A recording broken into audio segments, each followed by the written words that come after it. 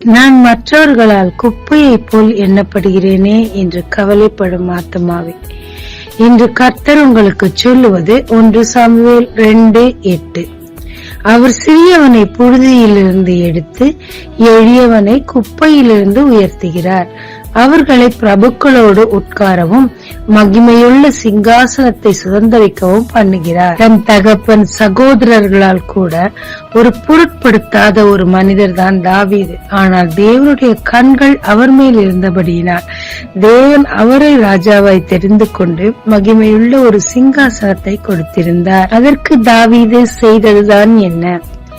யார் என்னை கண்டு கொண்டாலும் கண்டு கொள்ளாவிட்டாலும் எனக்கு கவலை இல்லை, நான் கர்த்தரிடத்தில் மகிழ்ச்சியாயிருப்பேன் என்று சொல்லி தனக்கு கொடுத்த வேலையை உண்மையாய் செய்து கொண்டு தேவனை துதித்து பாடிக்கொண்டிருந்தார். எனவே தேவன் கண்களும் அவர் மேல் பதிந்தது, அவரும் ராஜாவானார். இன்னைக்கு மட்டும்தானா, மறுமைக்கும் கூட லாசரு குப்பையில் தான் கிடந்தார், சொரிந்து கொண்டிருந்தார், ஒருவேளை உணவுக்காக அழுது கொண்டிருந்தார். ஆனாலும் கூட ஆபிரகாமின் மடியிலே அவ்வளவாய் ஆறுதல் பெற்றார். ஆமாங்க, இவங்க என்ன மதிக்கலையே, அவங்க என்ன மதிக்கலையே, எல்லாரும் என்ன அற்பமாய் என்றாங்களேன்னு சொல்லிட்டு உங்களை நீங்களே தரம் தாழ்த்தி கொள்ளாதீங்க. நினைக்கிறவங்க எவ்வளவு மோசமா வேணா நினைக்கட்டுங்க, ஆண்டவருக்குன்னு ஒரு நாள் இருக்கு, உங்களை உயர்த்தும் ஒரு நாள் இருக்கு. அந்த நாள் வரைக்கும் நீங்க எதை செய்றீங்களோ அதை உண்மையா செய்யுங்க. 2வது, கர்த்தருக்குள் மகிழ்ச்சியா இருப்பது நம்முடைய பலன். அவருக்குள்ளாக மகிழ்ச்சியா இருங்க, நம்பிக்கையோடு இருங்க, வாக்கு தத்தங்களை பிடித்துக் கொள்ளுங்க. நீங்க முதல்ல உங்களை மதிங்க.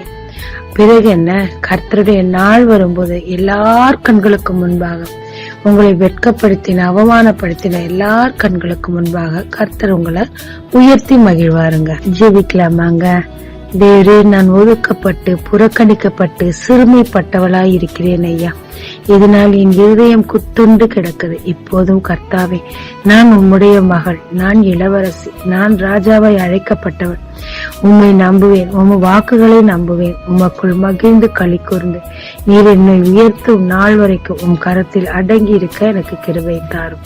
இயேசு மூலம் பிதாவே, ஆமென். இயேசு கிறிஸ்துவின் நாமத்தில் இந்த நாளில் உங்களை ஆசீர்வதிக்கும் ஜீசஸ் விஷன்.